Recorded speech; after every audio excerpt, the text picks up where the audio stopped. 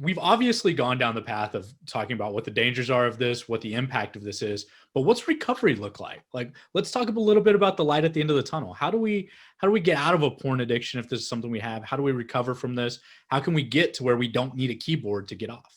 Yeah, and this is something over these past few weeks I've really been dialing in on explaining this as really two separate parts and two separate stages here. I think the first step is quitting. It's quitting the consumption. If we're going to change the neurochemistry, we have to stop digesting what is altered or what is causing that change. And for me, I think that is the easy part. I think it's going to require making a decision, and I put emphasis on making an actual decision, because when you make that decision and it is a real decision, like, you don't go backwards. Like, when you decide that you're no longer going to do something, you've actually made the decision that you're no longer going to do something. Now, can you feel tempted and triggered? Yeah, but you have the ability to kind of just work through that. So I think quitting is step one. Decide that you're ready to move past this. Decide that you're not going to go backwards. And then the second part of it, call it recovery, is the rebooting or the rewiring of your brain. So quitting is going to unwire all the bad, habits. Like, it's what you've done is you develop these unconscious habits, these unconscious patterns of behavior. Now, it's unconscious because it's happening with you without you even having to think about it. So you have to unwire that process. Now, obviously, when I talk about wiring, it's not like when you open up an electronic device and there's wires.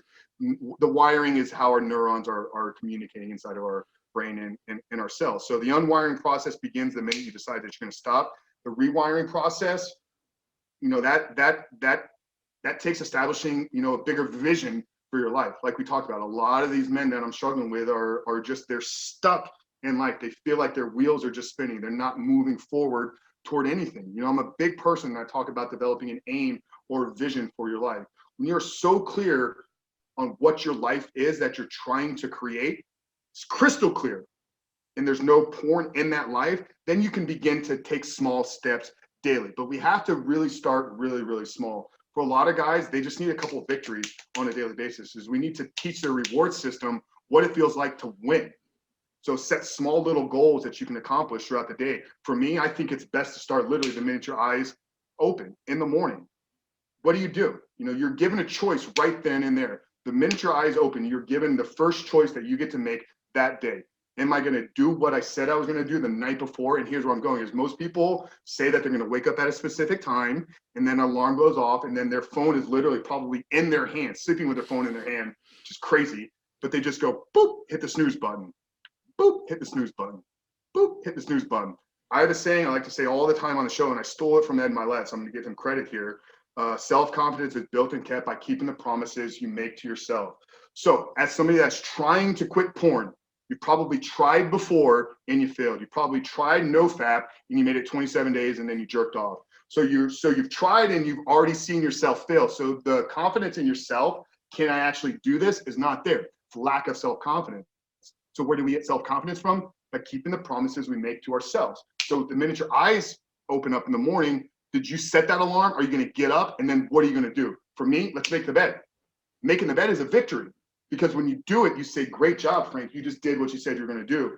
And then have a small little morning routine. For me and our guys, we do, 5 to 10 minutes of gratitude work, 5 to 10 minutes of mindfulness and meditation, and then 5 to 15 minutes of prayer and setting an intention for the day. So literally within the first 30 minutes of them being awake, there's 4 to 5 small little victories.